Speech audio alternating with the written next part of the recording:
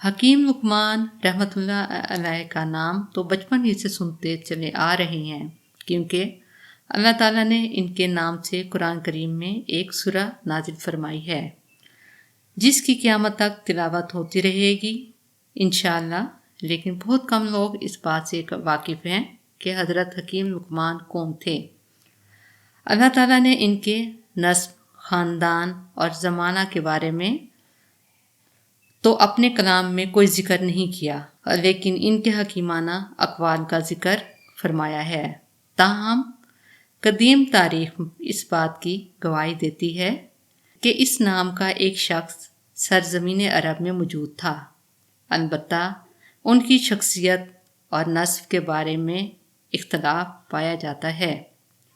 ایک روایت کے مطابق وہ حضرت ایوب علیہ السلام کے بھانجے یا خالہ زاد بھائی، جبکہ دوسری روایت سے حضرت داؤد علیہ السلام کا ہم عصر ہونا معلوم ہوتا ہے۔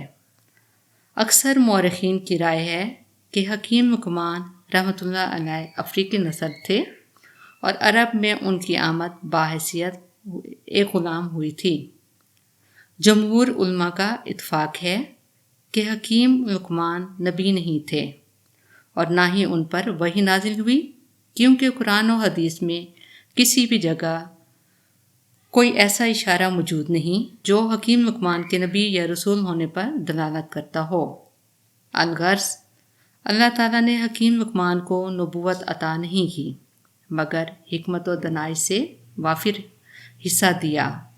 روایت میں آتا ہے آپ صورت و شکل کے اعتبار سے اچھے نہیں تھے، جیسے کہ مشہور تابعی حضرت سعد بن مصعب رحمۃ اللہ علیہ نے ایک حبشی سے کہا تھا کہ تم اس بات سے دلگیر نہ ہو کہ تم کالا حبشی ہے، اس لیے کہ حبشیوں میں 3 آدمی دنیا کے بہترین انسان ہوئے ہیں، حضرت بلال حبشی، حضرت عمر فاروق کا غلام اور حکیم لقمان رحمۃ اللہ علیہ۔ الغرض یہ کہ حکیم لقمان کے حالات زندگی اور زمانہ میں اختلاف کے باوجود پوری دنیا ان کو ایک مشہور شخصیت تسلیم کرتی ہے۔ جہالت کے متعدد شعراء نے بھی اس کا ذکر کیا ہے۔ اللہ تعالیٰ نے سورہ لقمان میں حضرت حکیم لقمان کی ان قیمتی نصیحتوں کا ذکر فرمایا ہے جو انہوں نے اپنے بیٹے کو مخاطب کر کے بیان فرمائی تھیں۔ یہ حکیمانہ اقوال اللہ تعالیٰ نے اس لیے قرآن کریم میں نقل کیے ہیں تاکہ قیامت تک آنے والے انسان ان سے فائدہ اٹھا کر اپنی زندگی کو خوب سے خوب تر بنا سکیں اور ایک اچھا معاشرہ وجود میں آ سکے۔ پہلی نصیحت شرک سے دوری۔ سب سے پہلی حکمت عقائد کی درستی کے متعلق ہے۔ اے میرے بیٹے، اللہ کے ساتھ شریک نہ کرنا یقین جانو شرک بہت بڑا ظلم ہے، یعنی اللہ تعالیٰ ہی پوری کائنات کا خالق و مالک و رازق ہے، اس کے ساتھ کسی غیر اللہ کو شریک و عبادت نہ کرنا اس دنیا میں اس سے بڑا ظلم نہیں ہو سکتا کہ اللہ تعالیٰ کی کسی مخلوق کو اس کے برابر ٹھہرایا جائے۔ یہی وہ پیغام ہے جس کی دعوت تمام انبیاء نے دی کہ معبود حقیقی صرف اور صرف اللہ تعالیٰ ہے، وہی پیدا کرنے والا، وہی رزق دینے والا ہے اور پوری دنیا کے نظام کا تنہا وہی چلانے والا ہے، اس کا کوئی شریک نہیں، ہم سب اس کے بندے ہیں، ہمیں صرف اس کی عبادت کرنی چاہیے، وہی مشکل کشا، حاجت روا اور ضرورتوں کو پورا کرنے والا ہے۔ دوسری نصیحت اللہ کا علم ہر چیز کو محیط ہے۔ حکیم لقمان کی دوسری نصیحت اپنے بیٹے کو یہ تھی کہ اس کا یقین رکھا جائے کہ آسمان و زمین اور اس کے اندر جو کچھ ہے اس کے ایک ایک ذرے سے اللہ جل شانہ اچھی طرح واقف ہے، کوئی چیز بھی اس سے مخفی نہیں اور اس پر اس کی قدرت بھی کامل ہے۔ کوئی چیز کتنی بھی چھوٹی سے چھوٹی ہو جو عام نظروں میں نہ آ سکتی ہو، اسی طرح کوئی چیز کتنی ہی دور دراز پر ہو، اسی طرح کوئی چیز کتنے ہی اندھیروں اور پردوں میں ہو، اللہ تعالیٰ کے علم و نظر سے نہیں چھپ سکتی۔ غرض یہ کہ ہم دنیا کے کسی بھی میدان میں ہوں، تجارت کر رہے ہوں، درس و تدریس کی خدمات انجام دے رہے ہوں، ملازمت کر رہے ہوں، قوم و ملت کی خدمت کر رہے ہوں، لیکن ہمیں ہمارے ماں باپ اور کائنات کو پیدا کرنے والا ہماری زندگی کے ایک ایک لمحہ سے پوری طرح واقف ہے، اور ہمیں مرنے کے بعد اس کے سامنے کھڑے ہو کر زندگی کے ایک ایک پل کا حساب دینا ہے۔ اگر ہم نے کسی سے چھپ کر رشوت لی ہے یا کسی شخص پر ظلم کیا ہے یا کسی غریب کو ستایا ہے یا کسی کا حق مارا ہے تو ممکن ہے ہم دنیا والوں سے بچ سکیں، لیکن اللہ تعالیٰ کی عدالت میں اندھیرا نہیں اور ہمیں اس کا ضرور حساب دینا ہوگا۔ تیسری نصیحت، نماز قائم کرنا۔ حکیم لقمان نے اپنے بیٹے کو نصیحت کرتے ہوئے یہ فرمایا، بیٹا نماز قائم کرو۔ نماز ایمان کے بعد اسلام کا اہم ترین رکن ہے۔ نماز خود اہم ہونے کے ساتھ وہ دوسرے اعمال کی درستی کا ذریعہ بھی ہے، جیسے کہ ارشاد باری ہے، جو کتاب آپ پر وحی کی گئی ہے اسے پڑھیے اور نماز قائم کیجیے، یقیناً نماز بے حیائی اور برائی سے روکتی ہے۔ نماز میں اللہ تعالیٰ نے یہ خاصیت اور تاثیر رکھی ہے کہ وہ نمازی کو گناہوں اور برائیوں سے روک دیتی ہے، مگر ضروری ہے کہ اس پر پابندی سے عمل کیا جائے اور نماز کو ان شرائط و آداب کے ساتھ پڑھا جائے جو نماز کی قبولیت کے لیے ضروری ہے، جیسا کہ حدیث میں ہے کہ ایک شخص نبی کریم کی خدمت میں آیا اور کہا کہ فلاں شخص راتوں کو نماز پڑھتا ہے مگر دن میں چوری کرتا ہے، تو نبی پاک نے فرمایا کہ اس کی نماز عنقریب اس کو اس برے کام سے روک دے گی۔ ہمیں نمازوں کا اہتمام کرنا چاہیے۔ چوتھی نصیحت، اصلاح معاشرہ کے لیے کوشش کرنا۔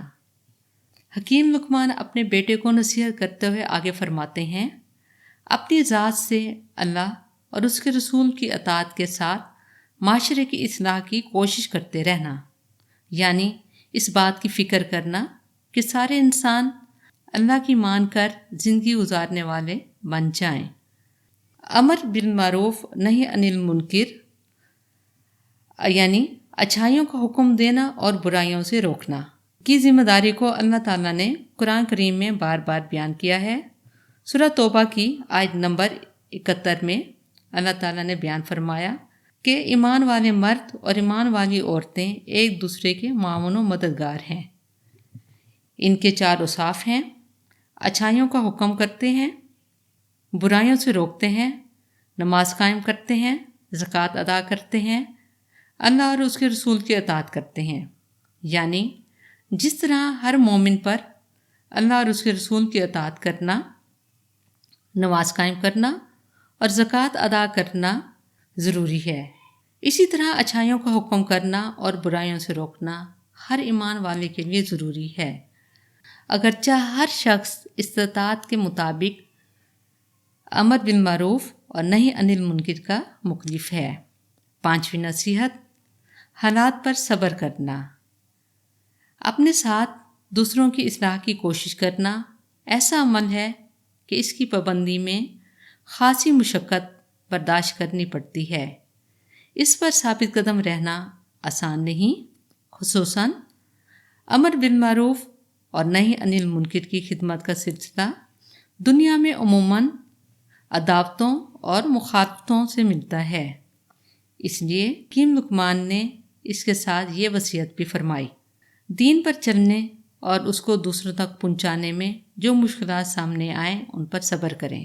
جیسا کہ سورہ عصر میں اللہ تعالیٰ زمانے کی قسم کھا کر ارشاد فرماتا ہے کہ تمام انسان خسارے اور نقصان میں ہیں مگر وہ لوگ جو اپنے اندر 4 صفات پیدا کر لیں، یعنی ایمان لائیں، نیک اعمال کریں، محض اپنی انفرادی اصلاح و فلاح پر قناعت نہ کریں بلکہ امت کے تمام افراد کی بھی کامیابی کی فکر کریں، دین پر چلنے اور دوسروں تک پہنچانے میں جو مشکلات آئیں ان پر صبر کریں۔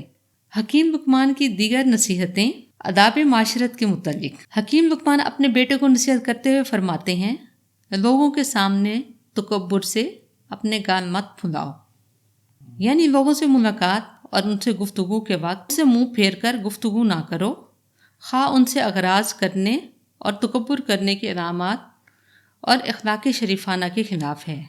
اللہ تعالیٰ اپنے نبی کے متعلق قرآن کریم میں ارشاد فرماتا ہے، یقیناً تم اخلاق کے اعلیٰ درجے پر ہو۔ حضرت عائشہ رضی اللہ عنہا سے جب رسول اللہ کے اخلاق کے متعلق سوال کیا گیا تو انہوں نے فرمایا، آپ کا اخلاق قرآن تعلیمات کے عین مطابق ہے۔ حضور اکرم نے ارشاد فرمایا، مجھے بہترین اخلاق کی تکمیل کے لیے بھیجا گیا ہے۔ غرض یہ کہ حکیم لقمان کی اپنے بیٹے کی نصیحتوں کو اللہ تعالیٰ نے قرآن کریم میں ذکر کر کے پوری انسانیت کو یہ پیغام دیا کہ ہمیں تمام انسانوں کے ساتھ اچھے اخلاق سے پیش آنا چاہیے۔ نیز رسول اللہ نے ارشاد فرمایا، جو بندہ درگزر کرتا ہے اللہ تعالیٰ اس کی عزت بڑھاتا ہے، جو بندہ اللہ کے لیے عاجزی اختیار کرتا ہے اللہ تعالیٰ اس کا درجہ بلند کرتا ہے۔ حکیم لقمان اپنے بیٹے کو نصیحت کرتے ہوئے فرماتے ہیں، زمین پر اتراتے ہوئے مت چلو۔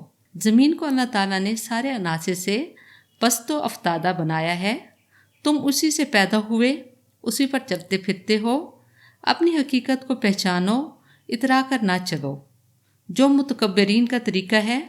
اس کے بعد اللہ تعالیٰ فرماتا ہے، یقین جانو اللہ کسی اترانے والے شہی باز کو پسند نہیں کرتا۔ حضور اکرم نے ارشاد فرمایا، جس شخص کے دل میں ذرا برابر بھی تکبر ہوگا وہ جنت میں نہیں جائے گا۔ ایک شخص نے عرض کیا، یا رسول اللہ، آدمی چاہتا ہے کہ اس کا لباس اچھا ہو، اس کا جوتا عمدہ ہو۔ آپ نے فرمایا، اللہ جمیل ہے، جمال کو پسند کرتا ہے۔ کبر اور غرور تو حق کو ناحق کرنا اور لوگوں کو حقیر سمجھنا ہے، یعنی اپنی سنت کے مطابق اچھا لباس پہننا کبر اور غرور نہیں، بلکہ لوگوں کو حقیر سمجھنا تکبر اور غرور ہے۔ حکیم لقمان اپنے بیٹے کو نصیحت کرتے ہوئے فرماتے ہیں، اپنی چال میں میانہ روی اختیار کرو، یعنی انسان کو درمیانی رفتار سے چلنا چاہیے۔ رفتار نہ اتنی تیز ہو کہ بھاگنے کے قریب پہنچ جائے اور نہ ہی اتنی آہستہ کہ سستی میں داخل ہو جائے۔ یہاں تک کہ اگر کوئی شخص جماعت کی نماز کو حاصل کرنے کے لیے جا رہا ہو تو اس کو بھی حضور اکرم نے بھاگنے سے منع فرما کر اطمینان و سکون کے ساتھ چلنے کی تاکید فرمائی ہے۔ حکیم لقمان کی اپنے بیٹے کو ایک اور اہم نصیحت، اپنی آواز آہستہ رکھو۔ آہستہ آواز رکھنے سے مراد یہ نہیں کہ انسان اتنا آہستہ بولے کہ سننے والے کو دقت پیش آئے، بلکہ مراد یہ ہے کہ جن کو سنانا مقصود ہے ان تک تو آواز وضاحت کے ساتھ پہنچ جائے، لیکن اس سے زیادہ چیخ چیخ کر بولنا اسلامی آداب کے خلاف ہے۔ غرض یہ کہ ہمیں اتنی ہی آواز بلند کرنی چاہیے جتنی اس کی مخاطبوں کو سننے اور سمجھنے کے لیے ضروری ہے۔ بے شک سب سے بری آواز گدھے کی آواز ہے۔ آخر میں آداب معاشرت کے متعلق چند نصیحتیں۔ اول، لوگوں سے گفتگو اور ملاقات میں متکبرانہ انداز سے رخ پھیر کر بات کرنے سے منع کیا گیا۔ دوسرا، زمین پر اکڑ کر چلنے سے منع کیا گیا۔ تیسرا، درمیانی رفتار سے چلنے کی ہدایت کی گئی۔ چوتھا، بہت زور سے شور مچا کر بولنے سے منع کیا گیا۔ ان تمام ہی نصیحتوں کا خلاصہ یہ ہے کہ ہر وقت ہم دوسروں کا خیال رکھیں۔ کسی شخص کو بھی، خواہ وہ مسلمان ہو یا کافر، ہم اس کو جانتے ہوں یا نہ جانتے ہوں، لیکن ہماری طرف سے کوئی تکلیف کسی بھی بشر کو نہیں پہنچنی چاہیے۔